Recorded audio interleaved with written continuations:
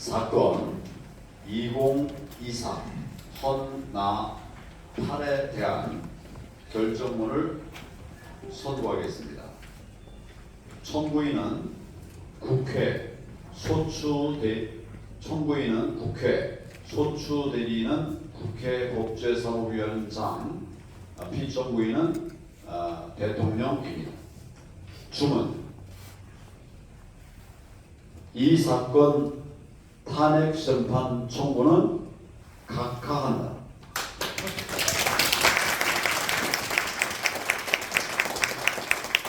그 이유는 이미성 재판관께서 설명해 주시기 바랍니다.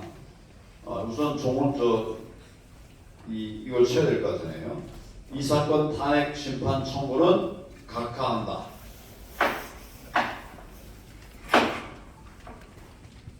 이유는 이미성 재판관께서 설명해 주시기 바랍니다.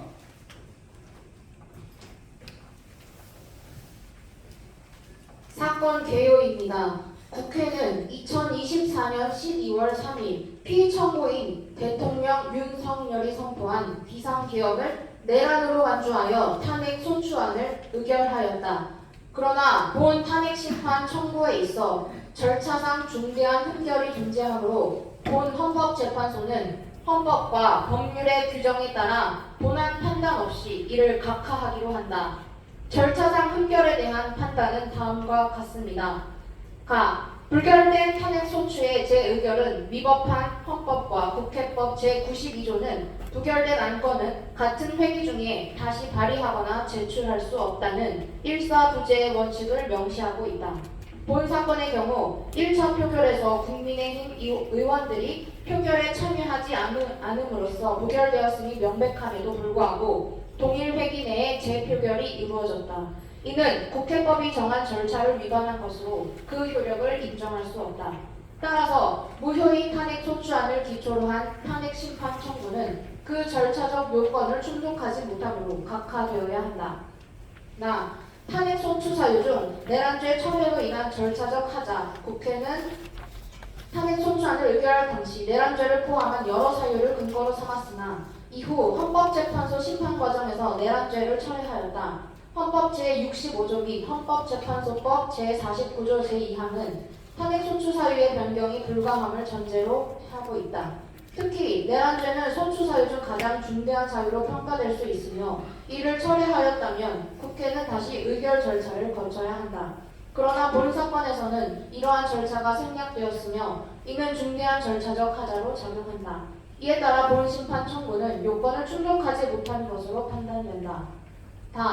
비상개혁 선포는 사법심사의 대상이 아닌 것임을 선포합니다. 본 사건에서 탄핵 소추 사유 중 하나는 대통령의 비상개혁 선포를 문제 삼고 있으나 2003 헌마 814 결정례에서 헌법재판소는 비상개혁 선포는 대통령의 고도의 정치행위로서 사법심사의 대상이 아니다라고 판단한 바 있다. 따라서 이와 같은 사유를 근거로 한 탄핵 심판은 헌법적 심사 대상에서 제외되는 것이 타당하다.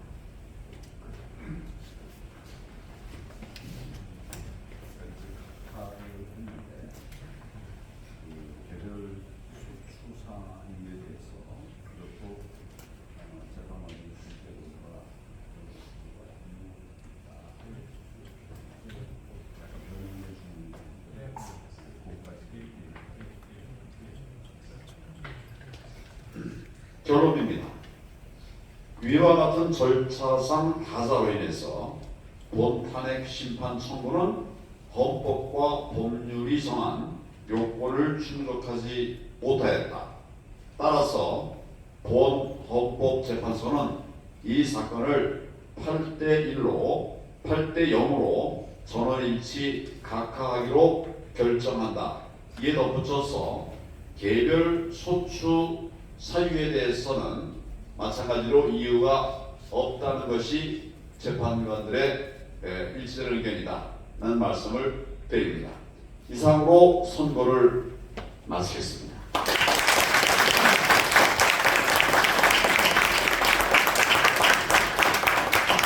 수고하셨습니다. 결론이 너무 잘났죠? 결론이 뭔지 아시나요?